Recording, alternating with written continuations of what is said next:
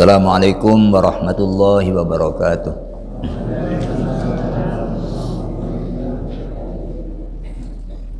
Bismillahirrahmanirrahim.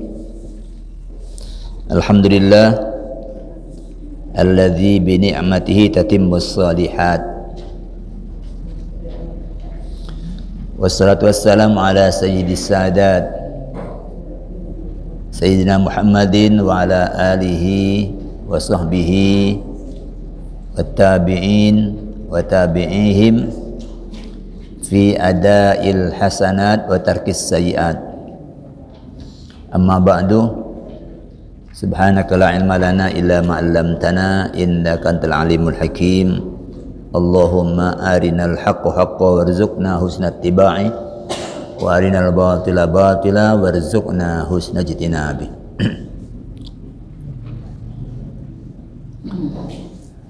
Para jamaah, Bapak Ibu sekalian rahimakumullah. Pagi ini kita kaji tema tentang hak orang tua.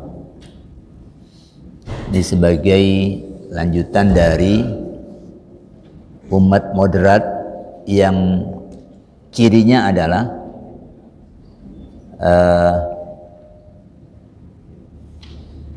memberikan hak kepada setiap pemilik hak. A'ti kulladzi haqqin haqqahu, berikan olehmu kepada setiap pemilik hak haknya. Kita sudah sebelumnya membahas tentang hak diri kita. Sekarang kita beralih ke hak orang tua kita. Berikan kepada orang tuamu hak mereka. Islam meletakkan pemenuhan hak orang tua dalam posisi yang amat penting.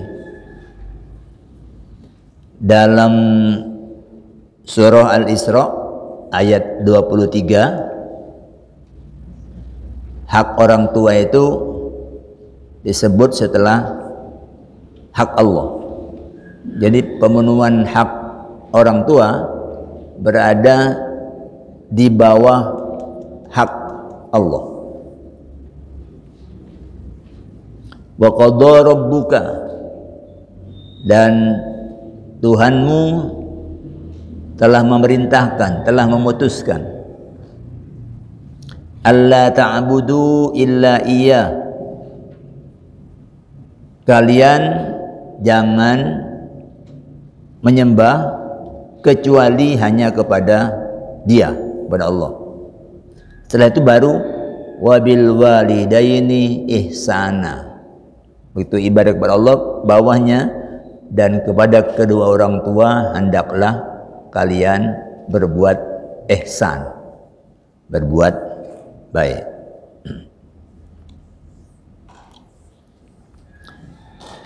Nah, perintah berbuat ihsan kepada kedua orang tua ini pengertiannya tidak lain adalah perintah untuk memenuhi hak-haknya. Sebagaimana Allah dan Rasul-Nya ajarkan kepada kita. Yang pertama, berterima kasihlah kamu, bersyukurlah kamu kepada kedua orang tuamu karena peran mereka sungguh besar dalam mengantarkan kamu menuju kedewasaan dan kemandirianmu sekarang ini.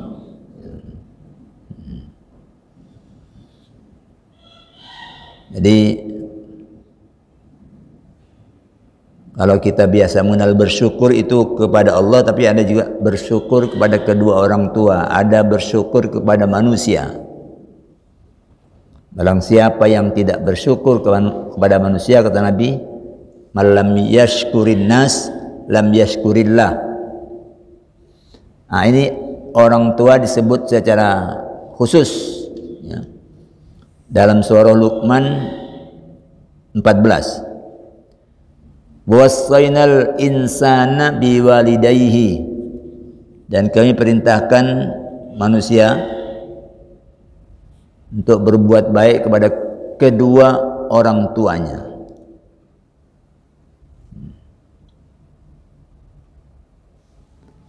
Hamalathu ummuhu, setiap manusia yang hidup itu dulu ibunya mengandung dia,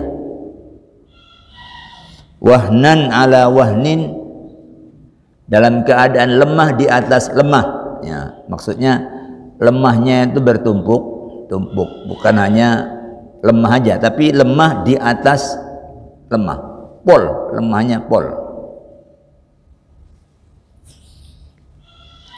Wa fisaluhu fi amaini, lalu dia susui kamu, kemudian dia sapih dalam waktu 2 tahun. Untuk belajar makan yang lain aja, manusia itu butuh waktu 2 tahun 9 bulan hanya untuk berhenti atau beralih ke organisme yang lain sebagai makanannya. Itu butuh waktu 2 tahun 9 bulan. Itu udah gampang itu, ya.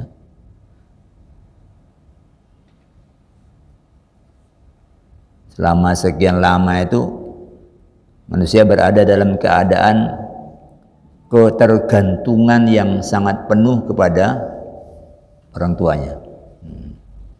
Kalau nangis digendong, walaupun ngantuk digendong, pipis ya diganti popoknya, dipipisi ya tidak marah, wahnan ala wahnin.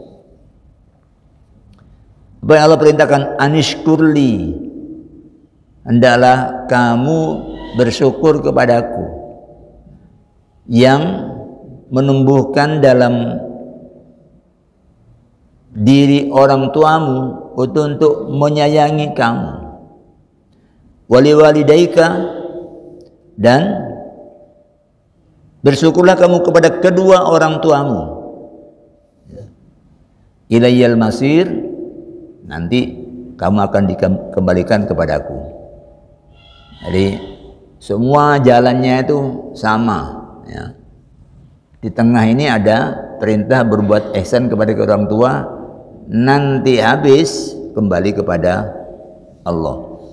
Tidak ada yang kembali kepada yang lain, semuanya kembali kepada Allah. Jadi kalau orang merasa orang tuanya tidak punya jasa, itu biasanya ya tenang-tenang aja. Orang tua dianggap kayak konconnya, ya. Bahkan kalau sudah mandiri, orang tuanya masih pancet kayak gitu, kadang dikongkon-kongkon, ya. Kayak seperti pesuruhnya, ya. Jadi nomor 1, berterima kasihlah, hadirkan kesadaran orang tuamu itu punya peran yang besar mengantarkan kamu menuju kedewasaan, menuju kemandirian. Mungkin anak itu sudah jadi jenderal, sudah jadi orang sugih, sudah jadi pemimpin, ya. Tapi orang tuanya ya pancet seperti itu. Tapi seperti apapun kamu, keduanya itu punya peran besar bagimu untuk mengantarkan kamu menuju posisi seperti ini. Kadang tidak hanya dengan ikhtiar fisik, tapi orang tua kadang ya poso, kadang ya doa untuk anaknya. 1. Yang kedua, bersikap dan berbuat baiklah kamu kepada orang tuamu sesuai panduan yang telah Allah berikan melalui firman-firman-Nya. Di antaranya ini dalam surah Al-Isra dari 23 sampai 25. Wabil walidaini ihsana, dan kepada kedua orang tamu hendaklah kamu berbuat baik.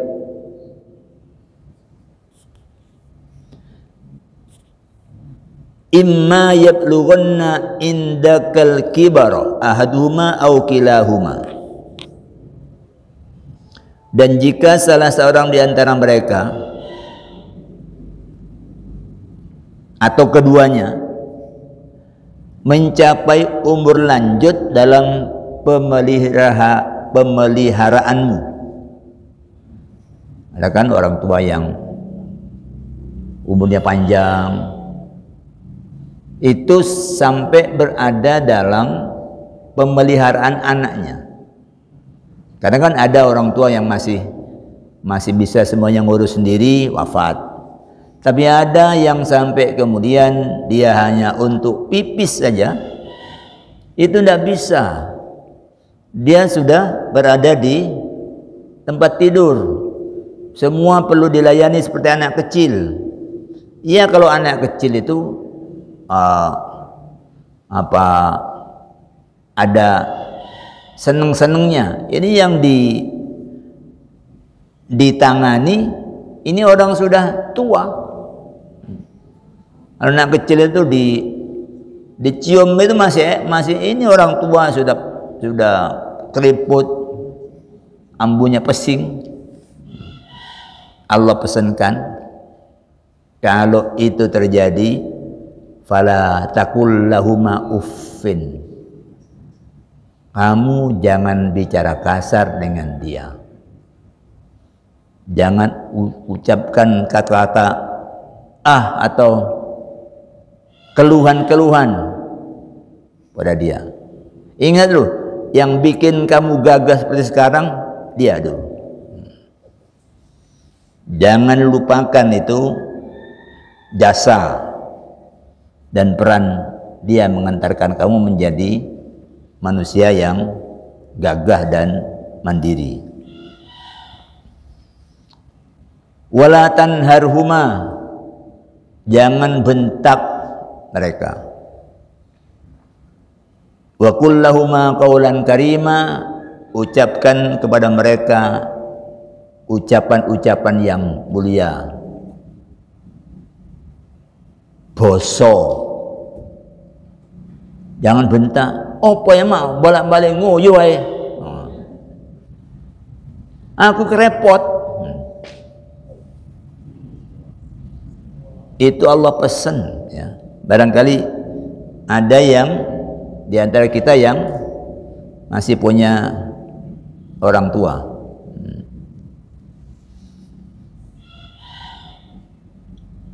Kalau saya, ayah itu sudah wafat, saya masih kelas 1 SMP. Kalau ibu sudah wafat 95, tahun 1995. Berapa itu? 28 tahun yang lalu. Artinya masih belum sampai pada kondisi tidak bisa ngurus dirinya sendiri. Masih aktif ibu itu karena kecelakaan. Tapi itu sudah nyampe umurnya di situ, ya. Ini bagi yang kalau ada orang tua yang mencapai usia lanjut dalam pemeliharaan kamu, perhatikan, jangan bicara ya, apapun yang lain. Pokoknya ini kata-kata yang sifatnya kayak ndak ridho itu. Dan jangan bentak. Ucapkan kepada keduanya qaulan karima, ucapan-ucapan yang mulia. Lalu wakhfid lahuma janahadz dzulli minar rahmah. Ini gambaran Quran itu, rendahkan sayap hinamu buat mereka. Bukan sayap kesombongan, sayap hina itu suruh rendahkan lagi. Yes, kayak kacung di depan orang tua itu, kayak hamba sahaya di depan orang tua. Dan itu minar rahmah, sayap hina yang berada dalam, yang tumbuh dalam perasaan sayang, bukan merendahkan tapi mangkel. Tidak seperti binatang predator yang pura-pura diem, tapi begitu mangsanya dekat langsung disergap. Itu merendah, tapi dia merendah bukan karena rahmat. Dia merendah karena ada kepentingan. Ya. Kalau butuh aja merunduk-runduk. Nanti kalau sudah tidak butuh, udah direken. Itu bukan janahadzul minar rahmah. Kalau rahmah itu memang hadir dari rasa kasih. Dan ucapkan doa buat mereka, Rabbir hamhuma kama rabbayani shaghira. Ya Allah, Tuhanku, sayangi mereka sebagaimana mereka telah menyayangi aku ketika kecil. Jadi itu di doa itu dihadirkan kesadaran dulu dia menyayangi aku. Kalau dia tidak menyayangi aku, mungkin aku sudah dilempar ke tempat sampah. Mungkin aku sudah dijual sama orang yang butuh-butuh itu. Tapi dia sayang. Biar melarat, bertahan dia untuk membesarkan anaknya. Jadi Allah ingatkan peran itu supaya orang bisa bersyukur pada kedua orang tuanya dan berbuat baik. Yang ketiga, taati kedua orang tuamu dalam perkara-perkara yang tidak tergolong pelanggaran atau maksiat kepada Allah.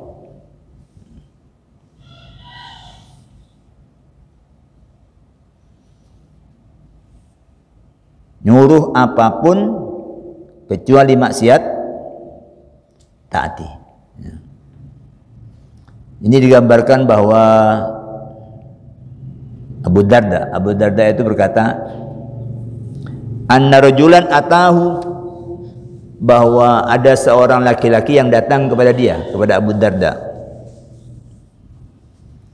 Faqala, lalu dia berkata, innali imro'atan,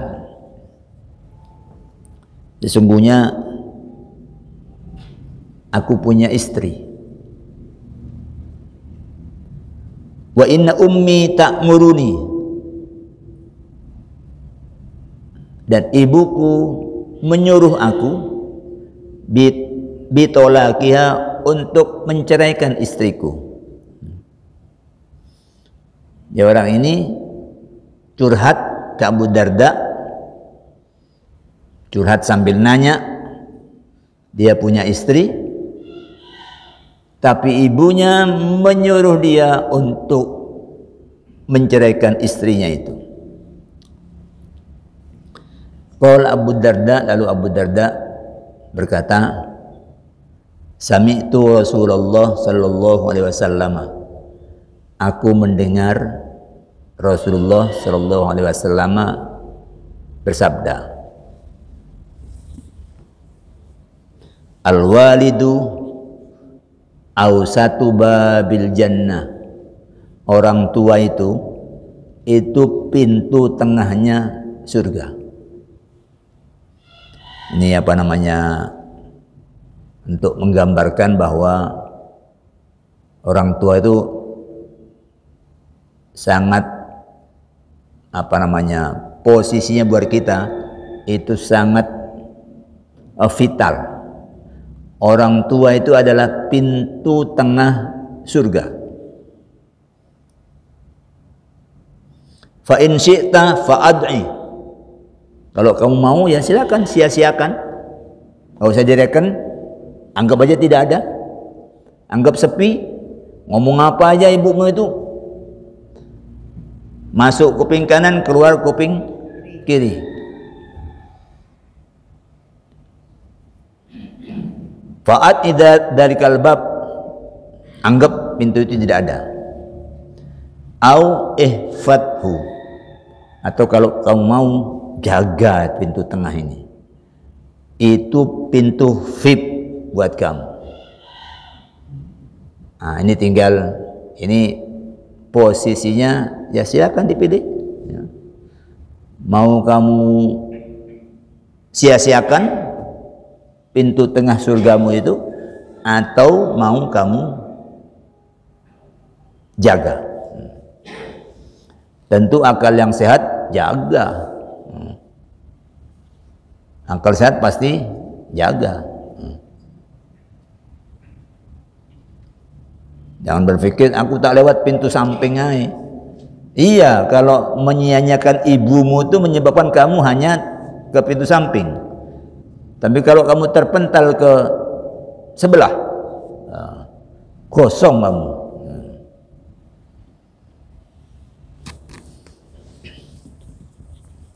Ada yang lebih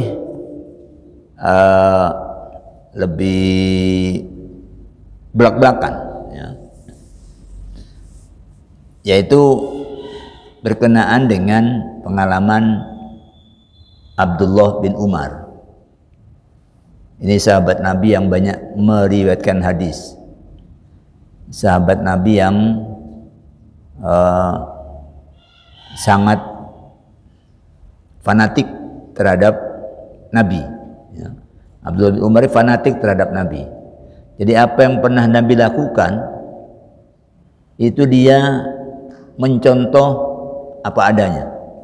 Abdullah bin Umar ini, kalau dia pernah tahu lewat di suatu tempat, lalu Nabi istirahat, duduk di bawah pohon, kalau Abdullah bin Umar lewat situ, dia akan berhenti dan duduk di bawah pohon itu. Pokoknya dia sangat mengidolakan Nabi Muhammad sampai tindak tanduk itu sejauh yang dia tahu dia tiru. Ya, dia tiru. Kata Abdullah bin Umar, kanat tahti imra'atun, aku punya istri, wa kuntu uhibbuha, dan aku cinta sama istriku itu. Wa kana Umaru yukrihuha, tapi ayahku tidak suka sama istriku itu. Faqala li, lalu ayahku bilang kepadaku, tolikha, ceraikan itu istrimu itu. Fa'abaitu, lalu aku menolak. Aku seneng kok disuruh pegat nih sama abah ini. Kata aku menolak, tidak mau menceraikannya. Fa'ata Umarun Nabiyya sallallahu alaihi wasallam. Lalu Umar datang kepada Nabi. Fadzakara dzalika lahu, lalu dia ceritakan tentang masalahnya itu, tentang putranya Abdullah yang punya istri, tapi istrinya itu dia tidak menyukainya. Sudah saya minta untuk menceraikan, tapi Abdullah masih tidak mau melakukannya. Ya. Lalu Nabi bersabda kepada Abdullah bin Umar, tolikha, ceraikan dia. Ini lebih jujuk. Kalau tadi itu, kalau kamu mau jaga pintu tengah surgamu itu ya jaga. Tapi kalau mau sia-siakan ya monggo. Tapi kalau ini Nabi udah ceraikan aja. Tuh. Jadi menaati perintah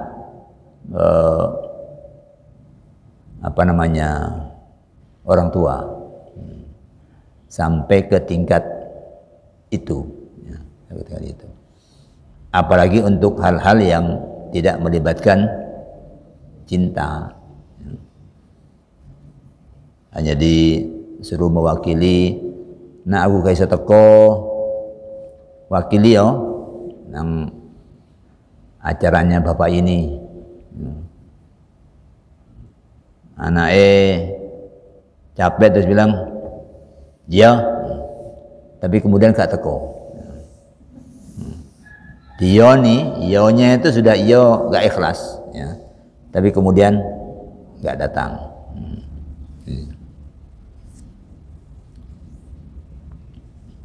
Yang keempat, posisikan dirimu dan hartamu di hadapan kedua orang tua itu sebagai hasil dari kasab mereka. Mereka punya hak nafkah dari kamu. Jadi kalau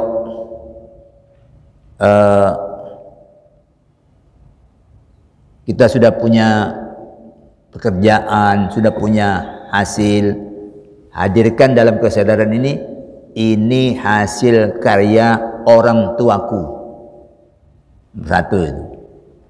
Jangan terus bilang, Pak, aku saya wis bisa ya, dewe-dewe ya. Kayak apa ya.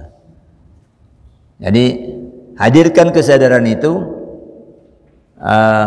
dalam rangka memenuhi hak kedua orang tua. Yas'alunaka mada yunfikun, Muhammad, mereka bertanya kepadamu tentang apa yang mereka nafkahkan. Kul, jawab olehmu, ma anfaqtum min khairin falil walidain. Harta apapun yang kamu nafkahkan, falil walidain, maka kedua orang tua punya hak. Jangan merasa sudah merdeka, aku tak muter dewe, ya, ojo diganggu-ganggu. Itu anak tidak tahu diri. Kamu bisa begitu, itu siapa yang mengantarkan kamu? Kembali ke tadi itu, syukuri. Ya. Seorang laki-laki datang kepada Nabi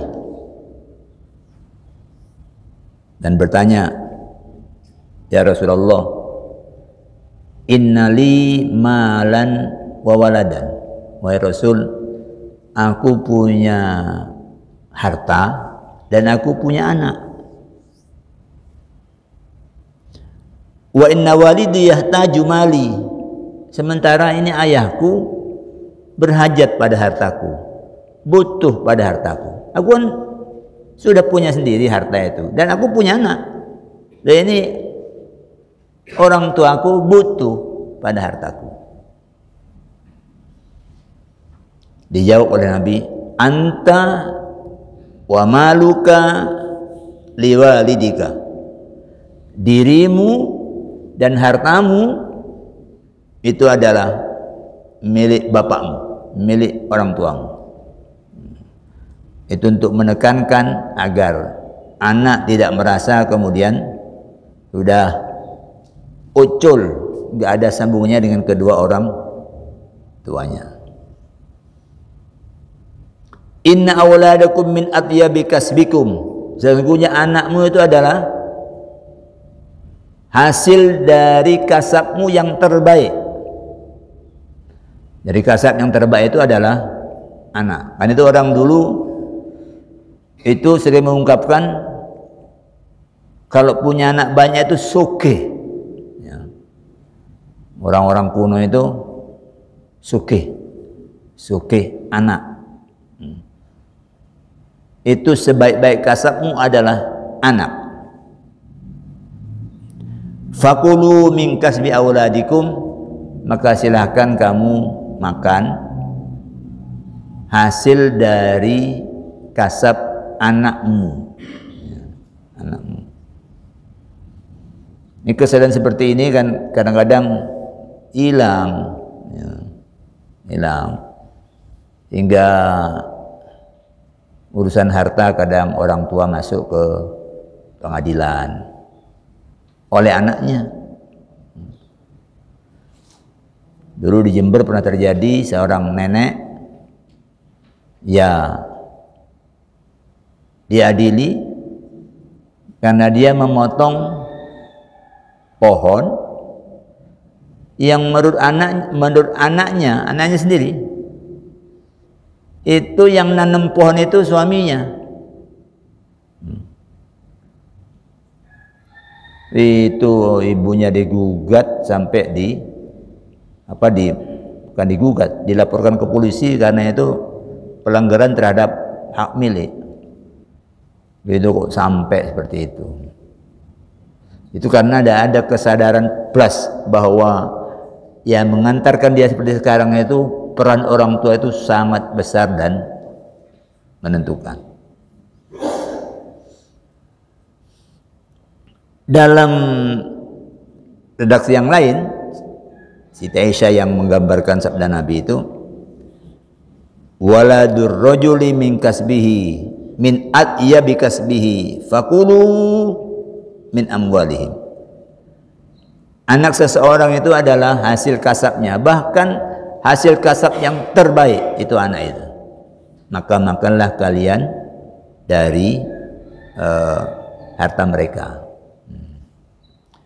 Ini dari sudut anak harus berada dalam kesadaran itu. Tapi orang tua juga jangan semena-mena. Terus diambil semua, ditoli, terus kawin lagi. Ya orang tua juga perlu mikir, karena itu kata para ulama itu butuh pada harta Anda itu jangan sampai ngentek jangan sampai menghabiskan harta dia. Kemudian yang kedua, itu memang dia butuh untuk dia, bukan butuh untuk ngasih gendaannya.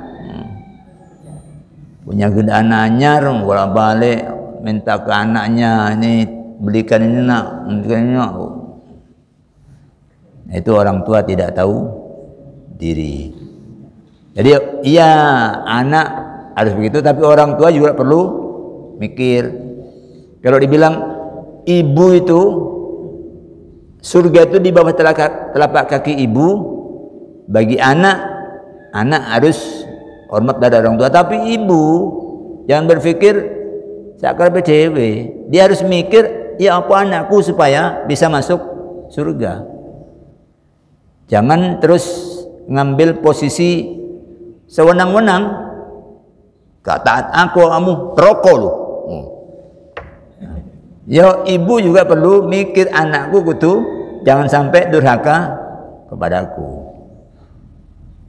Ya ditahanlah. Anak juga kadang-kadang punya emosi, punya apa. Dia ibu itu, bapak juga nahan. Jangan kemudian laknat kamu, nggak ridho sampai, waduh, ini kebawa oleh setan juga ini orang tuanya. Jadi sama-sama paham lah. Kalau dia yang menjadi pintu surga anaknya, ya orang tua juga mikir ya apa anaknya jangan sampai. Itu baru imbang ya, baru imbang. Kemudian yang terakhir, yang kelima, jika orang tua wafat, salati mereka. Dikata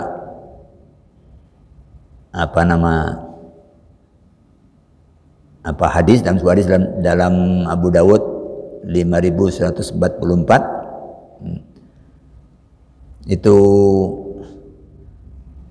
Malik bin Rabi'ah As-Sa'idi bertutur bahwa ketika kami berada bersama Nabi, idja'ahu rajulun, tiba-tiba ada seorang laki-laki yang datang pada Nabi, min Bani Salamatah, dari Bani Salamah. Faqala, lalu laki-laki itu berkata, ya Rasulullah, hal baqiya min birri wa abawayya syai'un. Wahai Rasul, apakah masih ada bakti yang bisa aku lakukan untuk kedua orang tuaku? Abarruhuma bihi ba'da mautihima, yang aku dapat melakukan bakti itu setelah mereka wafat. Nah, kalau masih hidup, ya semua orang paham. Nah, sekarang misalnya wafat, Nabi menjawab, "Na'am, iya ada. As-salatu alaihima." Salati keduanya. Atau kalau dalam makna yang lain, salat maknanya doa, ya doakan keduanya. Ya. Kalau pas lagi haid, ya, tidak bisa nyolati, ya doakan. Ya. Jangan kemudian seperti jadi tuan rumah. Ya. Tuan rumah itu kan kalau orang datang, kan dia disibuk menyiapkan apa yang diperlukan tuan rumah. Tapi ini kalau orang tua wafat, dia jangan berlaku seperti tuan rumah. Orang-orang suruh nyolati, dia duduk-duduk aja. Assalatu alaihima. Kemudian wal istighfaru lahuma, mohonkan ampun. Nggak ada manusia yang luput dari dosa. Siapapun, sudah mulai dari manusia pertama itu sudah digelincirkan oleh iblis. Leluhur kita itu sudah di surga, sudah semua boleh. Yang tidak boleh cuma satu pohon aja, tapi itu berhasil digelincirkan oleh iblis. Apalagi kita yang tidak semua boleh, ketika itu semuanya boleh. Silakan semua, sak mau. Ya. Cuma jangan dekati pohon ini. Tapi iblis yang licin, aku kalau bukan konco, aku ngasih nasihat ini. Kalau kamu dilarang makan itu supaya kamu tidak abadi di surga ini. Saya cuma ngasih nasihat dulu, bukan konco saya enggak. Nah, kadang-kadang begitu orang itu. Tiba-tiba enggak pernah apa-apa, tiba-tiba bilang enggak dulur, enggak anu. Itu modelnya iblis dulu bagi itu. Bersumpah lagi. Bagi Nabi Adam itu enggak kebayang, kata Nabi Adam itu. Ada orang menyebut Allah kok bohong. Oh, ternyata bohong, ya. Jadi Adam tuh ono percayanya karena iblis bersumpah. Ya. Itu leluhur kita. Maka anak turunnya itu kata Nabi, kullu ibni Adama khata'un. Semua anak cucu Adam itu pembuat dosa. Tapi wa khairul khata'in at-tawwabun, sebaik-baik pembuat dosa adalah mereka yang mau taubat. Jadi orang baik itu bukan orang yang tidak pernah berdosa, karena itu tidak mungkin. Nah, tapi orang yang senantiasa bertaubat. Karena itu Nabi itu menyatakan, saya sehari itu lebih dari 100 kali, tidak kurang dari 100 kali bertaubat kepada Allah. Jadi sampai dalam bacaan apa namanya salat itu, ya, itu yang dibaca di ruku, itu ada yang teksnya itu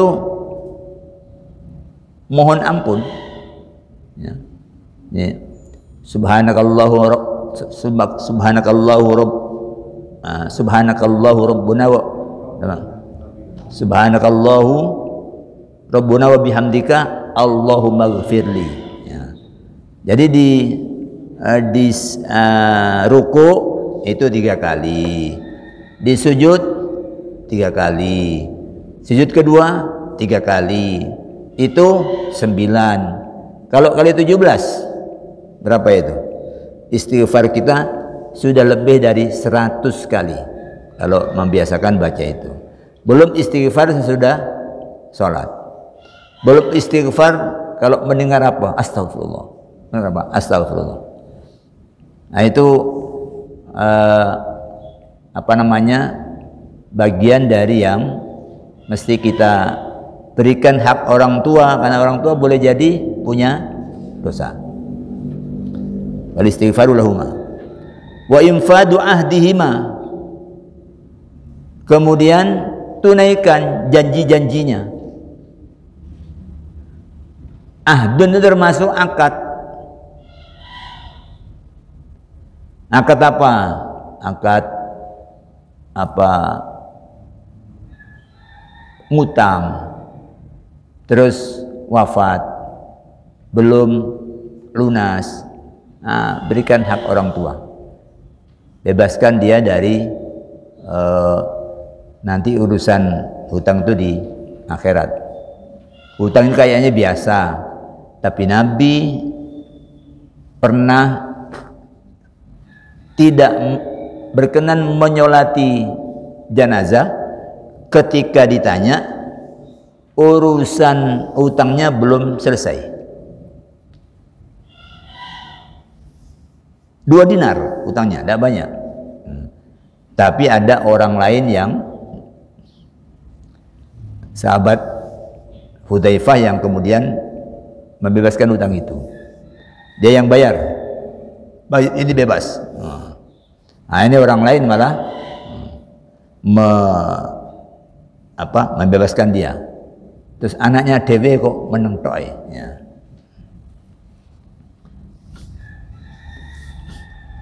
Kemudian wasilatur rahimil lati la tusallu illa bihima, dan nyambung rahim, tali rahim, yang tali rahim itu tidak sambung kecuali melalui keduanya. Jadi ibu dengan kerabat-kerabat ibu itu tidak ada sambungnya kalau tidak ada ibu. Ya. Kalau saya tidak menjadi anaknya ibu, saya tidak akan menjadi keponakan dari saudaranya ibu. Ini semua harus jaga sambung. Jangan orang tua mati kemudian hilang, plus nggak pernah lagi muncul, nggak pernah lagi ada sapaan, nggak pernah lagi ada kirim-kirim salam. Ya. Itu hak orang tua. Kemudian yang kelima, wa ikramu sodiqihima, muliakan teman-teman keduanya. Oh, ini temannya bapak dulu. Ya, muliakan. Jangan kemudian, oh sampean dulu anak bapak enak. Jadi malah konconya bapaknya lalu dibikin malu. Enak, sampean saya kering. Aku enggak. Loh kok malah gini loh. Ya. Kalau misalnya bapak dulu sering ngasih ini, coba itu dilanjutkan. Sering ngirim beras ke bapak itu. Bapak kadang punya baju diberikan ke sana. Ini namanya memuliakan teman-teman orang tua. Itu dari hak-hak orang tua yang diajarkan oleh syariat ini untuk kita penuhi. Jangan anggap bapak selesai dah sejarah berakhir. Anda begitu ya, tidak begitu. Karena kita juga akan berakhir seperti bapak. Kalau kemudian anak-anak kita memperlakukan kayak gitu, lu rugi sekali. sini sudah tidak bisa mohon ampun, tidak ada yang memohonkan taubat. Jadi bagusnya dalam Islam itu, taubat itu bisa dibantu oleh yang lain.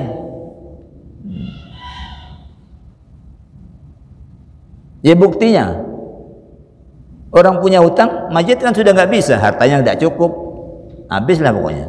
Dan orang lain bayarkan, selesai. Walaupun itu tidak pernah janji, tidak ada hubungan apa-apa, tahu kalau orang ini punya hutang, lalu dia datangi, saya tutup hutangnya bapak ini. Selesai dia. Itu hutang kepada manusia, apalagi tanggungan kepada Allah. Istighfar, selesai. Jadi itu bagusnya Islam. Oke, waktunya sudah habis. Ini menguatkan kesadaran kita mengenai pemenuhan hak, yang kali ini kita bicara tentang pemenuhan hak kedua orang tua. Sebelum diakhiri, ada yang ingin dikemukakan, silakan kalau ada. Yeah.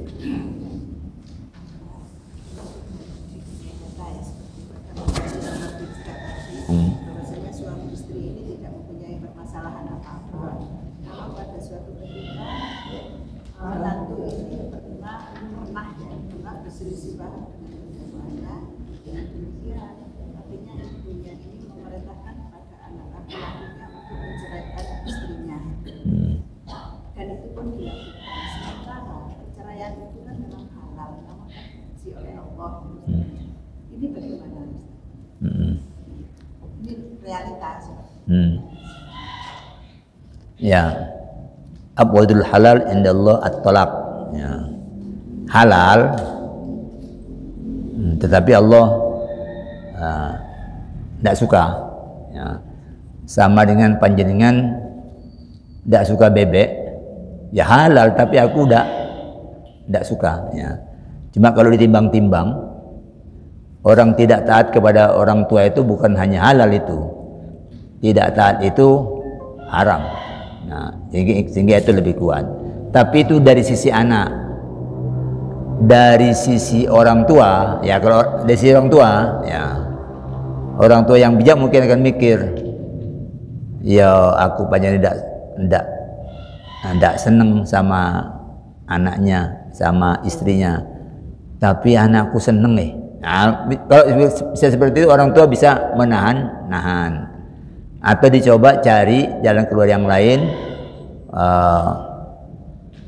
mintakan saran kepada orang tua itu gugu kalau dia yang bicara misalnya gurunya atau apa.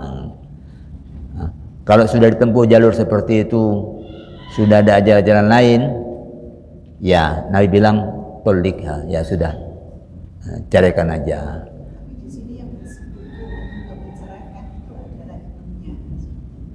Iya. Antara suami istri ini tidak ada masalah. Nah, itu bagaimana? Iya, tadi kan salah satu kasus kan ibuku menyuruh menceraikan aku. Lalu dijawab, itu pintu tengah surgamu loh. Kalau kamu mau abaikan ya silakan, kalau mau jaga nah silakan. Artinya yang lebih selamat itu ikuti orang tua. Ini ada anak misalnya masih kecil, apakah mengorbankan anak menjadi anak yang menjadi broken dengan anaknya? Ya, anak itu tetap dalam tetap dalam tanggungan orang tua, tetap ya.